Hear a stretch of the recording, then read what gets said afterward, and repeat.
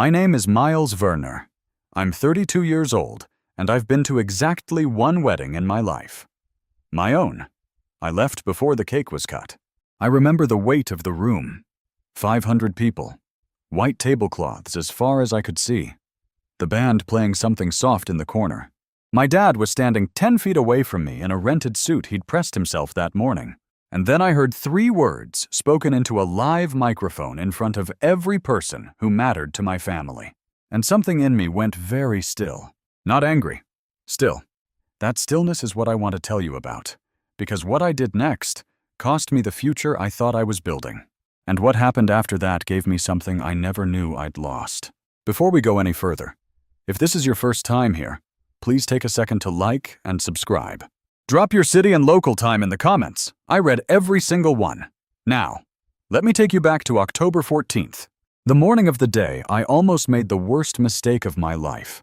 I grew up in a house on Fernwood Drive in Dayton, Ohio. Nothing special about it from the outside. Single-story ranch. Dark green shutters. A front lawn my dad kept short enough that the neighbors never had anything to say about it. The kitchen smelled like coffee from about 5 o'clock in the morning until noon, because Howard Werner was a man who started his day before the rest of the world woke up. My dad was not a big talker. He wore flannel most of the year, drove a 2009 Honda Accord that had a small dent in the rear bumper he never bothered fixing, and he read an actual physical newspaper every morning at the kitchen table, not on his phone. Paper. He had a routine, and he kept it the way some men keep their word. Quietly. Consistently. Without needing anyone to notice. We weren't poor. We weren't rich either. The bills got paid. I went to good schools when I needed something. It was there. When I wanted something unreasonable, my dad would look at me over the top of his paper and say nothing, which was its own kind of answer. There was one moment I've thought about a lot since everything happened. I was maybe 17. Someone had invited my dad to a business conference downtown. Some industry event. Nice hotel. The kind of thing men in suits went to feel important. Clear's throat. He looked at the invitation, set it on the counter, and said, "I don't go to those things anymore, son." And that was it. No explanation. I didn't ask. There was also a corner in the garage. A gray filing cabinet. Always locked. I noticed it 100 times growing up. I never once saw him open it. He was the most private man I've ever known. I used to think that was just who he was. I was wrong. I met Claire Calloway at an architecture workshop in Columbus in the fall of 3 years ago. She was sharp, asked questions nobody else thought to ask, laughed at the right moments, had this way of cutting through whatever was complicated and finding the simple thing underneath. I liked her immediately. I liked her for months before I told her. We dated for 6 months before I brought her home to Dayton. That went fine. My mom made her feel welcome. My dad shook her hand and asked her 2 questions about her work, then went back to his paper. Claire told me later she thought he was reserved. I told her that was just him. Then she brought me home. Her family lived in Dublin, Ohio, east side of Columbus.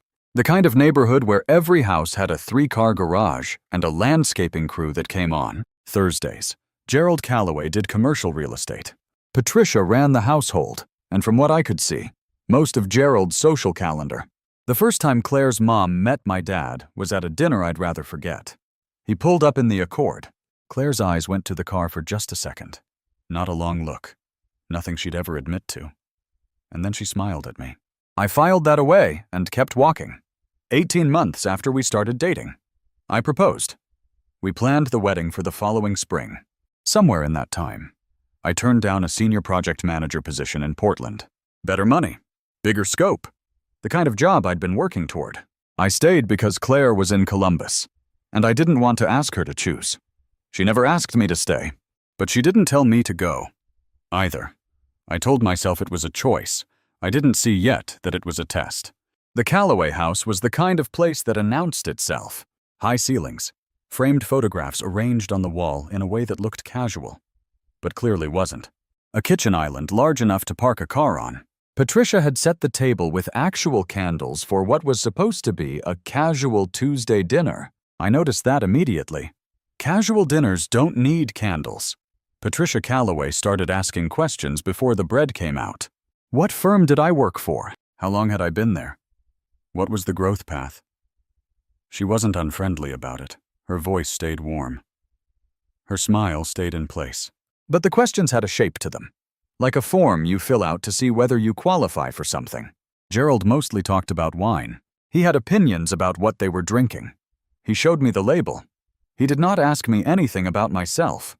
About 20 minutes in, Patricia turned the conversation to family.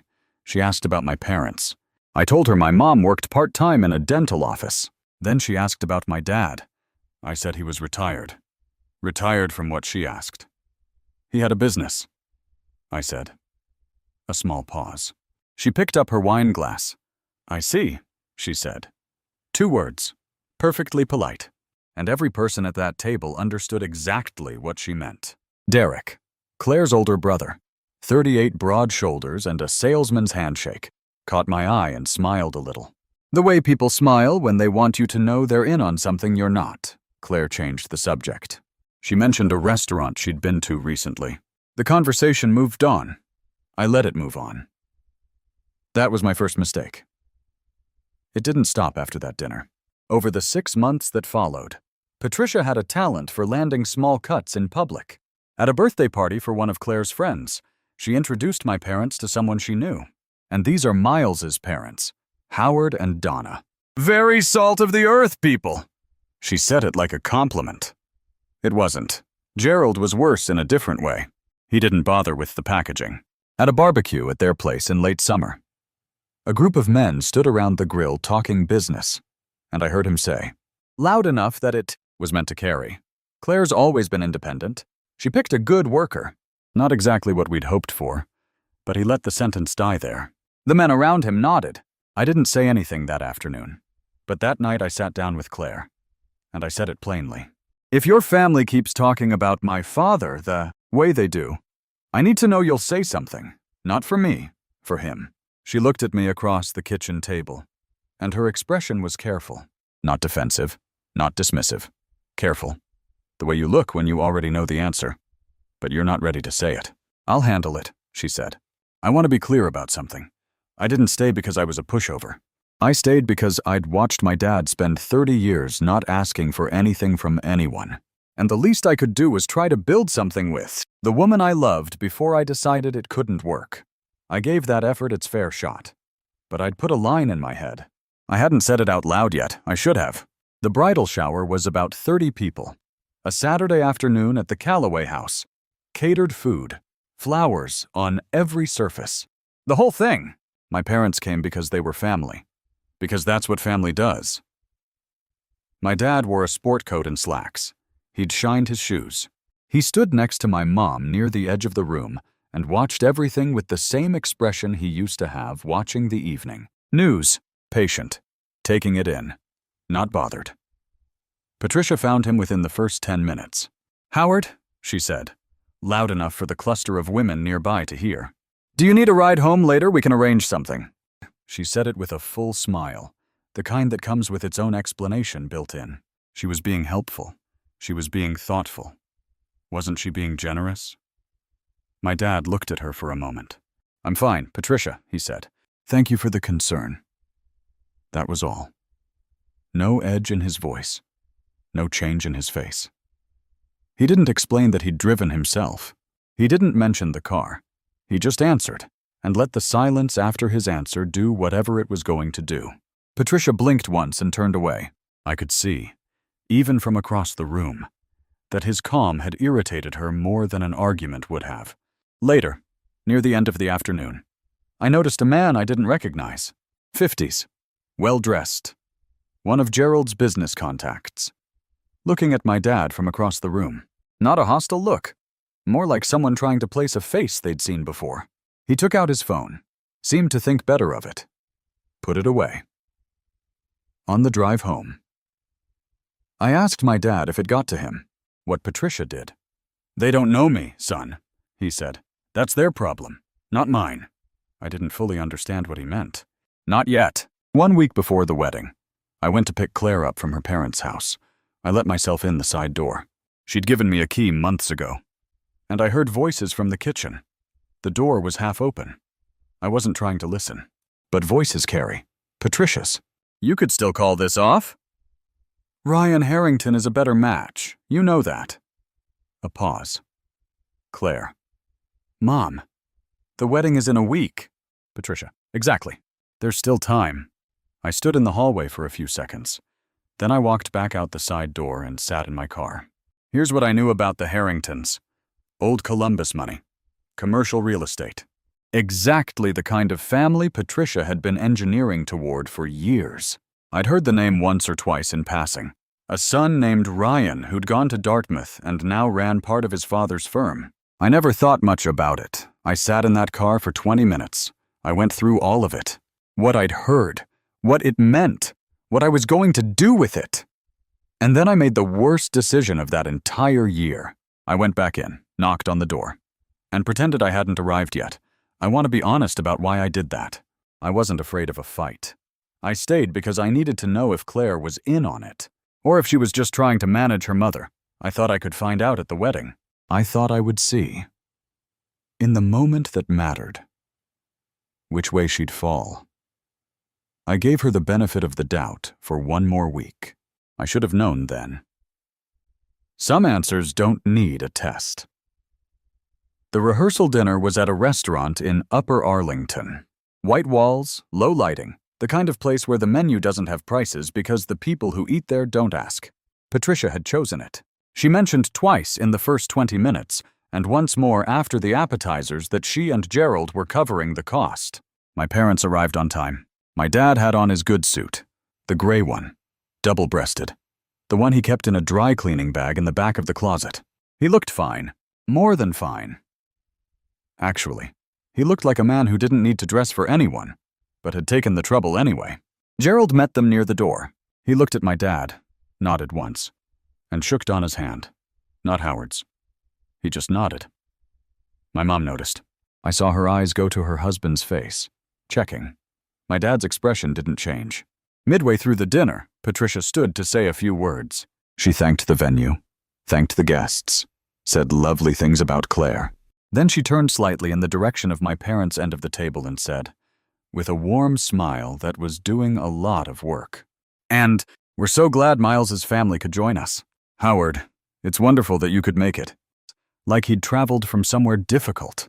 Like his presence required acknowledgement the way a generous donation might. Under the table.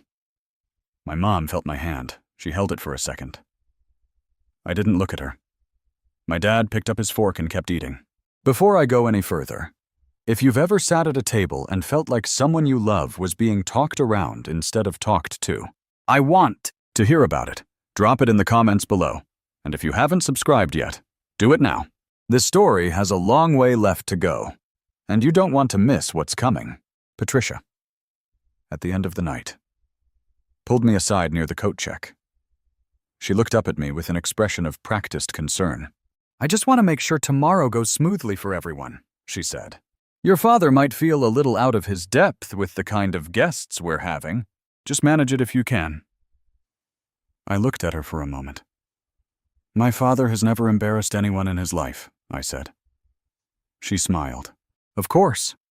I didn't sleep that night. I lay on top of the covers in my hotel room and stared at the ceiling and tried to figure out if I was doing the right thing. Not the wedding specifically, but all of it. The way I'd let things go on so long. The way I kept drawing lines in my head and moving them forward every time someone got close. At 1 o'clock in the morning, I called my dad. He picked up on the second ring. "Still up?" he said. "Not surprised. Just checking." "Yeah," I said. We didn't talk about anything important for a few minutes. He asked if the hotel room was comfortable. I said it was fine. Then I asked him the thing I'd been carrying all day. "Are you okay with all of it?" A pause. I could hear the television on low in his room down the hall. Some nature program. Something about water. "I'm fine, son," he said. They're not kind to you." "No," he said. "They're not. And that doesn't bother you." It wasn't quite a question. He heard it anyway. "People show you who they are," he said. "I've seen enough of that to know it doesn't need to bother me." I didn't have anything to say to that. Before he hung up, he said something I've turned over many times since. "Whatever happens tomorrow, You don't owe anyone your dignity. Remember that. I told him good night. I lay there another hour in the dark, running his words back. He'd said whatever happens, not whatever they say. Not however it goes. Like he'd already mapped something out. But I told myself it was just a father being a father. I was wrong about that, too. My dad and I had the same room, a suite the hotel had set aside for the groom's family. He was already up when I came out of the bedroom, standing in front of the bathroom mirror, tying his cravat. Rented suit, white shirt, the same shine shoes from the bridal shower. He looked completely at ease. His hands weren't shaking. His face had the same expression it always had, open, unhurried, like he was waiting for something he already knew was coming. "You doing okay, Dad?" I asked. "Always," he said. He glanced at me in the mirror while he straightened the knot. "You love her?"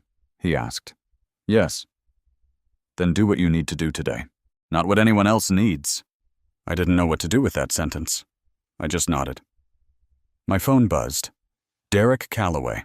"Just so you know, Patricia wants your dad seated in the back, less visible." Her words. "Thought you should know." I read it twice.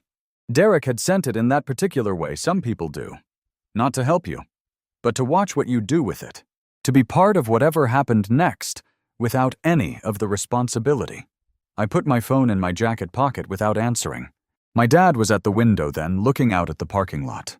He reached into the inside pocket of his vest and took something out. A plain white envelope. Legal size. Slightly worn at the corners. He looked at it for a moment. Not long. Then he folded it once and put it back. "Ready?" he asked. "Yeah," I said. We went downstairs. I never asked about the envelope. I wish I had asked sooner. The grand ballroom at the Renaissance Columbus could hold 500 people, and that day it held exactly that. White chairs in long rows, floral arrangements taller than I was, a string quartet playing near the entrance. The kind of room that makes everything feel formal, even before anything happens. I found out where they'd seated my parents when I walked in with the wedding party. Row 8, left side, partially behind a marble column.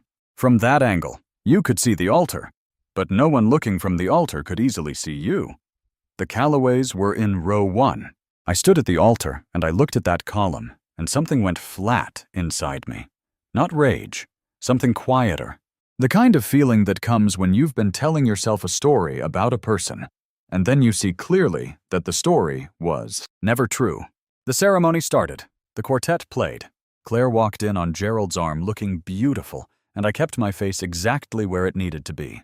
During the ring exchange, Gerald leaned to Patricia and said something. Quietly. But not quietly enough. 2 women in row 2 glanced at each other. I caught one word. Worker. Patricia smiled. Then I saw it again.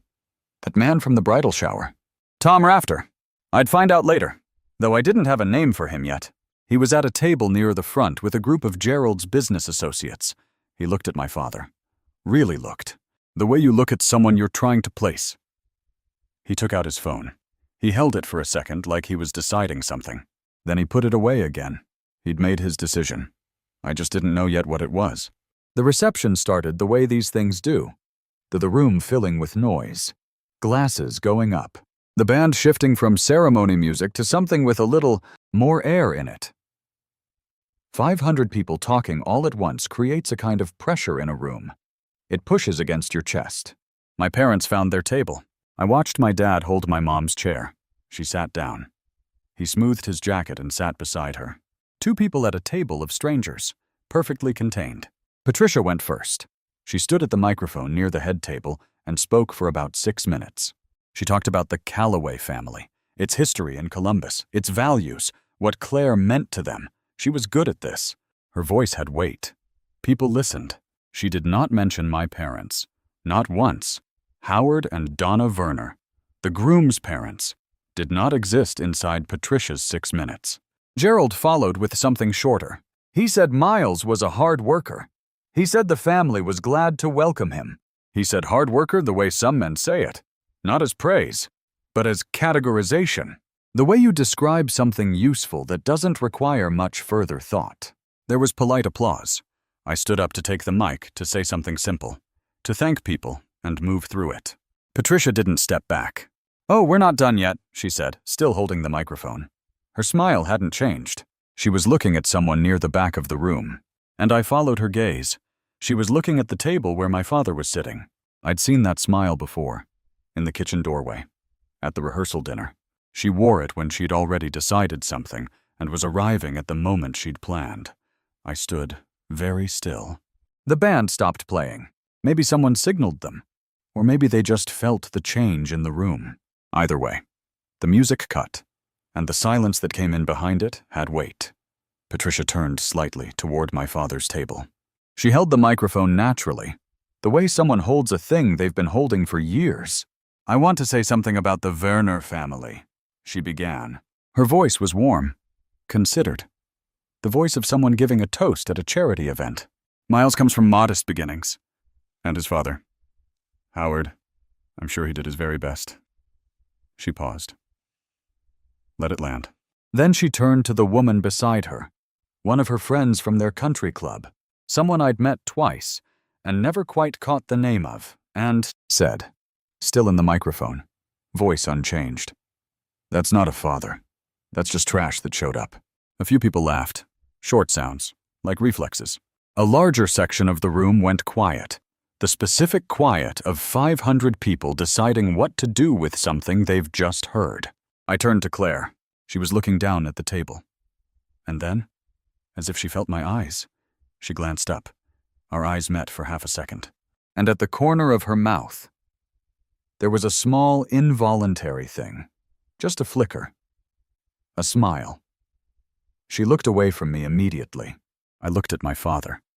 He hadn't moved. His hands were flat on the table. His face was, I don't have a word for it that isn't too small. He looked like a man who had already decided, long before this moment, that other people's cruelty was not something that required a response. My mother had a cloth napkin against her mouth. I pushed my chair back and stood up. 500 people watched me cross the floor.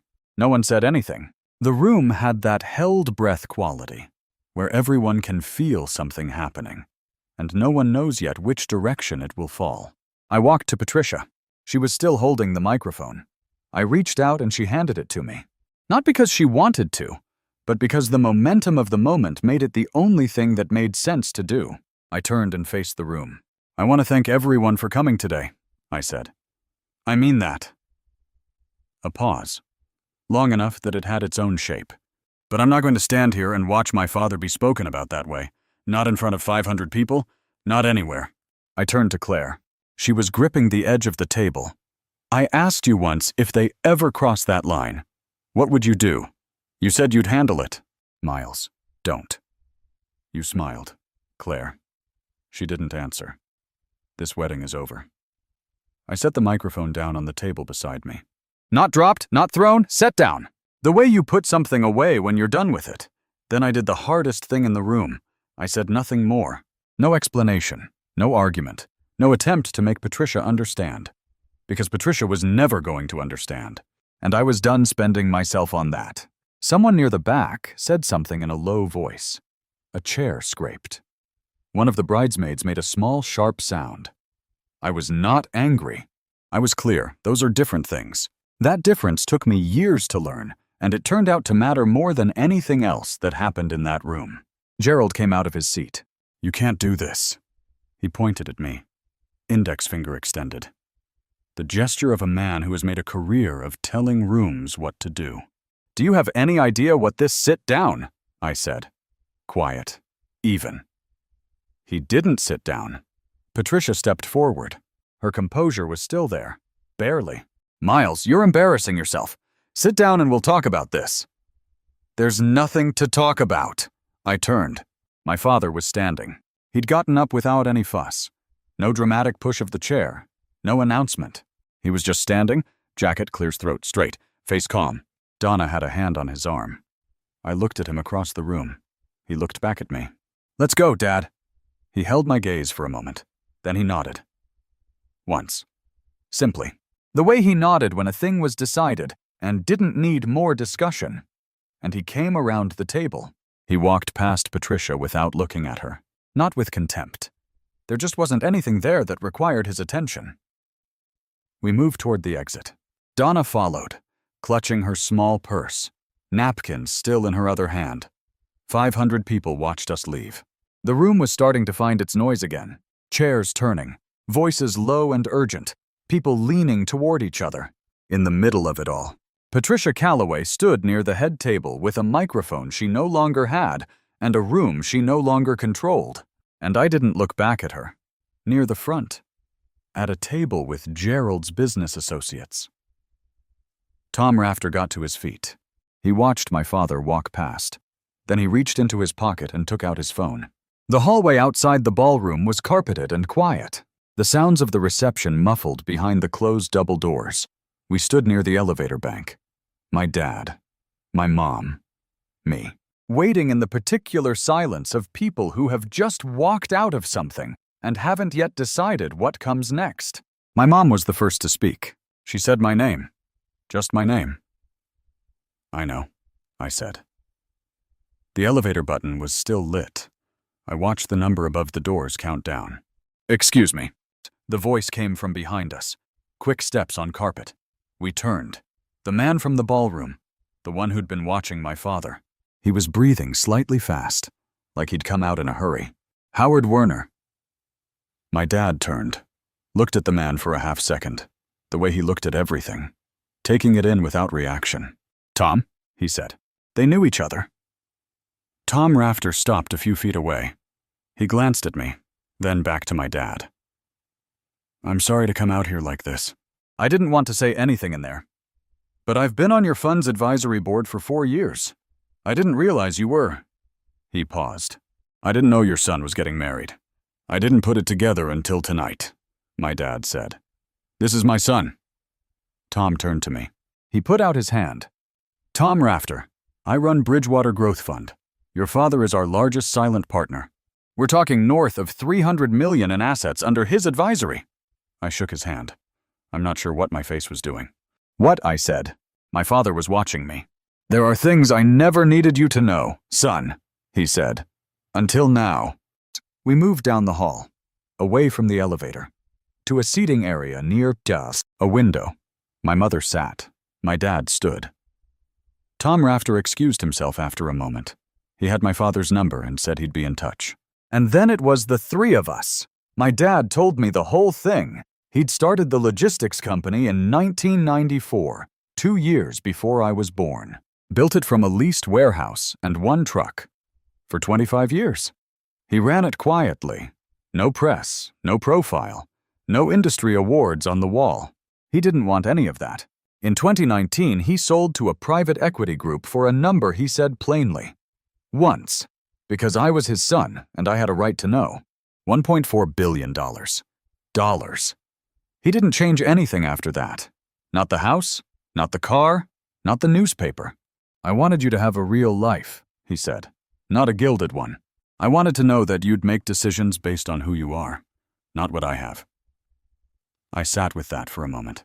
Why didn't you ever? Because the answer was always going to be the same. You didn't need it to be who you are. He reached into the inside pocket of his jacket, the envelope I'd seen him hold that morning. He set it on the cushion beside me. That's a transfer of assets I had prepared last month. A portion in your name. It was meant to be a wedding gift. I didn't open it. I just looked at him. He said, You walked out of that room for me. That's worth more than anything in that envelope. Behind us, through the ballroom doors, I could hear the low roar of 500 voices starting to understand what had just happened. Tom Rafter went back into the ballroom. He wasn't trying to cause anything. He had a client at one of the tables, and he wasn't the kind of man who made a scene. But he also wasn't the kind of man who kept something like this to himself when the right person asked. The right person asked within 5 minutes. Business people in the same room tend to know each other or know of each other, and the name Howard Werner, if you knew where to look, was attached to a 2019 transaction that had made the trade press. Within 15 minutes of Tom going back through those doors, 2 people had searched the name on their phones. Within 20, the information was moving from table to table in the quiet. purposeful way that important information moves among people who understand what it means. Gerald's phone buzzed. He looked at it. A message from someone who'd been at the same table as Tom. 6 words. "Did you know who his dad is?" Gerald stared at his screen. He searched the name. The first result was a piece from a logistics industry newsletter. 2019 Werner Logistics Group sold for $1.4 billion in landmark private equity acquisition. He turned to Patricia. He showed her the screen without saying anything. She took the phone, read it, looked up, put the phone down on the table. Around her, the room was still making noise. People at other tables piecing it together, leaning in. The particular electric hum of a crowd that has realized the story they've been watching is not the story they thought it was. Patricia Calloway sat perfectly still. Her hands were on the table. Both of them were trembling slightly. Derek saw it from 2 seats away. He looked at the screen. He said quietly, "Mom." She didn't answer him. Claire found me in the hallway about 30 minutes later. My parents had gone upstairs. I was still sitting in the seating area by the window, jacket off, looking at nothing in particular. She'd been crying. Her mascara was intact. Whatever she'd had done for the wedding held, but her eyes were red, and she'd been worrying at the sleeve of her dress. She sat down across from me. "I didn't know she was going to say that," she said. "I believe you." She looked up. "I didn't arrange it. I didn't. That wasn't something I planned." "Claire," I kept my voice even. "You smiled." "I was nervous. It was a reflex. I wasn't, I know." And I did know. I'd thought about it in the 40 minutes since it happened, and I knew what kind of smile it was. Not cruel, not deliberate, just the smile of someone who was relieved. A pressure had finally been released. Even if the release was ugly, that was the part I couldn't get past. I asked you months ago. I said I told you exactly what I needed. You looked me in the eye and you promised me you'd handle it. And when the moment came, you looked at the table and smiled. She was quiet for a long time. Then she said my mother had arrangements with the Harrington family. I wasn't going to go through with it. But she kept, "I know about that, too." She went still. "I heard you two talking," I said. "A week ago, in the kitchen." The hallway was quiet around us. Far away through walls, the muffled sound of a wedding winding down in a way no one had planned. "I don't think you're a bad person," I said. "I think you're someone who will always choose your family when it counts. And I can't build a life with someone who looks at my father the way yours do." She didn't argue. That, more than anything, told me what I needed to know. Take care of yourself. Claire. I picked up my jacket and walked to the elevator. My dad's phone rang at 9:17 that evening. He looked at the screen, then set it face up on the hotel room's small desk so I could see who was calling. Patricia Calloway.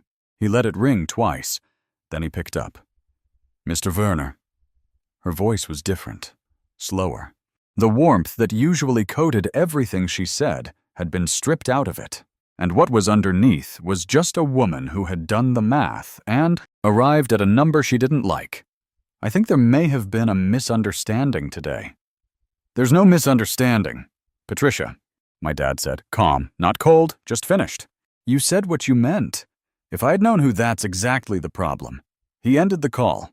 He set the phone down on the desk, looked at it for a moment.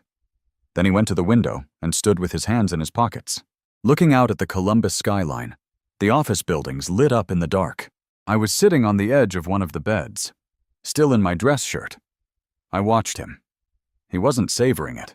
There was nothing in his posture that looked like satisfaction.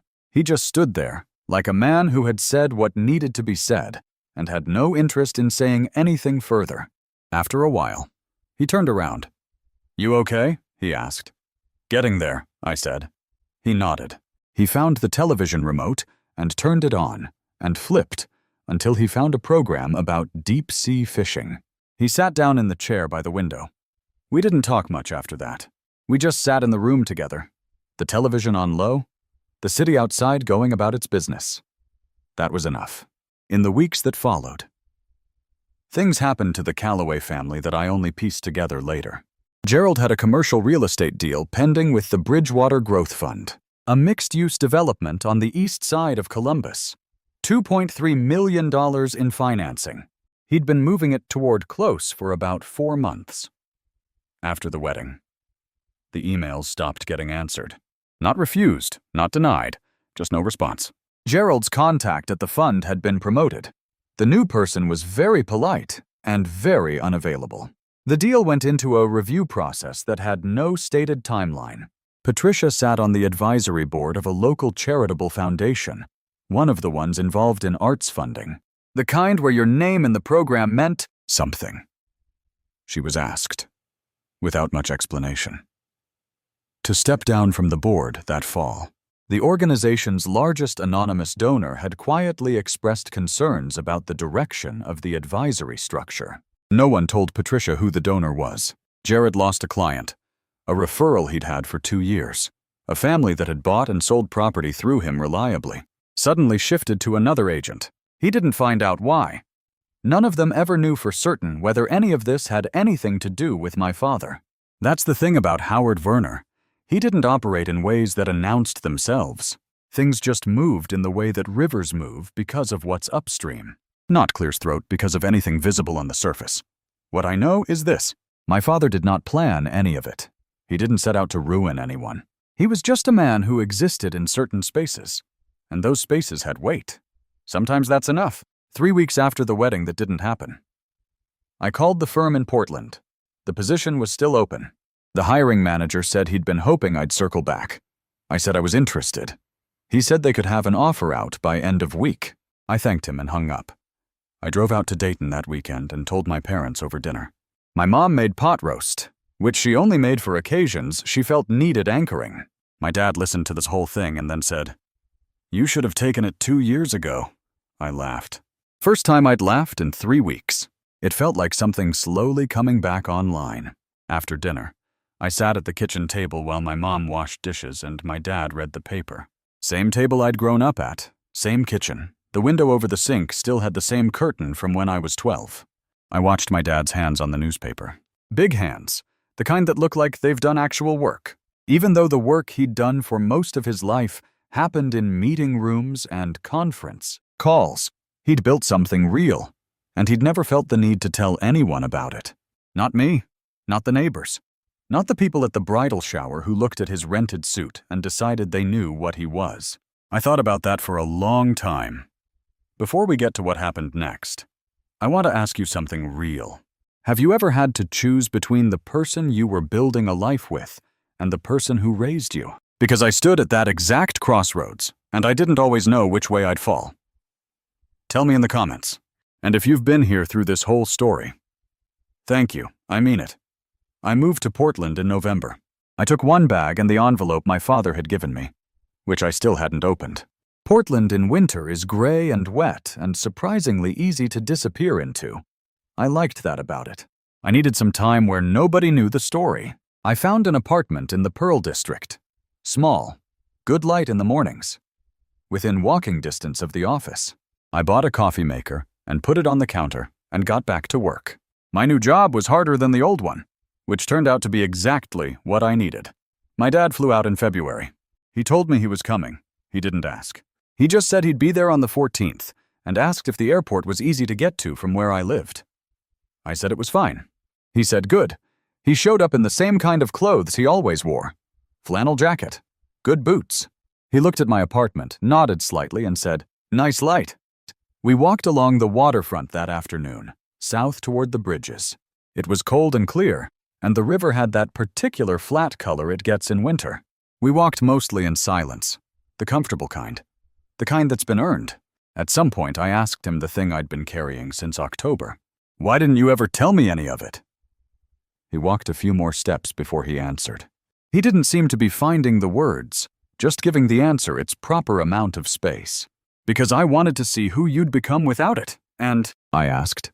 He looked at me. "I'm proud of you," he said. 3 words.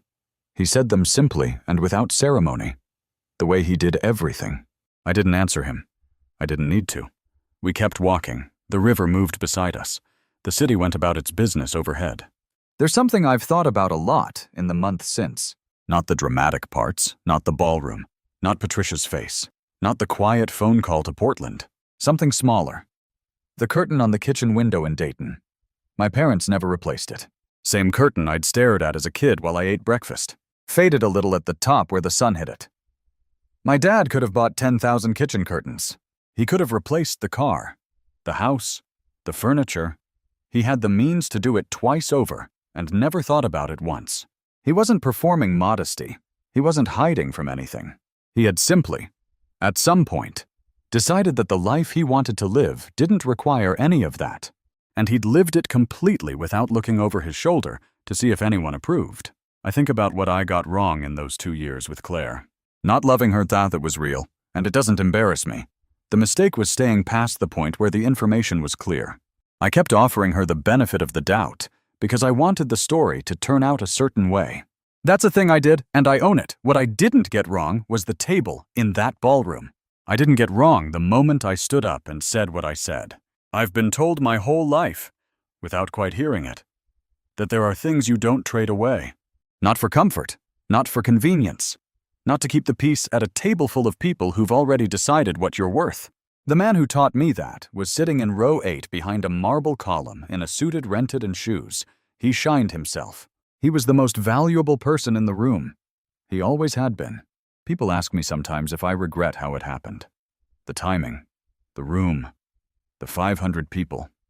I don't. Not because of what I found out about my father afterward. Not because of the envelope or Tom Rafter or whatever quietly happened to Gerald's deal in the months that followed. Those things are part of the story. But they're not the reason. The reason is simpler. My father was standing 10 feet away from me when someone called him trash in a microphone. And the only question in that moment was, what kind of man am I? I gave the answer I could live with. Everything else followed from that. I opened the envelope in my Portland apartment sometime in March. I won't tell you the number. But I sat with it for a while, and then I folded it back up and put it on the desk. And I went and made coffee, and I stood at my window and watched the street below.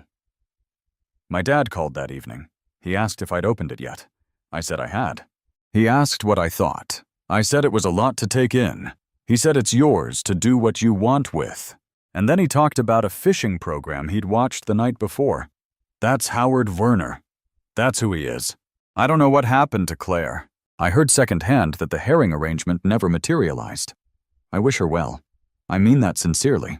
As for me, I have a good job, a small apartment with good light, and a father I call every few days who still reads a physical newspaper. That's the whole story. Have you ever had to choose dignity over comfort, or watch someone you love be dismissed by people who had no idea who they were dealing with? Tell me in the comments. I read all of them, every single one. And if this story stayed with you, share it. Someone out there needs to hear it today. If you made it to the end, thank you. Seriously. It means something that you stayed through all of it. If you want more stories like this one, I've put together a playlist in the description. Every one of them hits just as hard, and they're worth your time. Go check it out.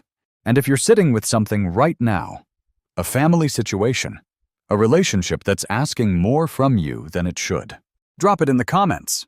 You don't have to figure it out alone. Hit subscribe, and I'll see you in the next one.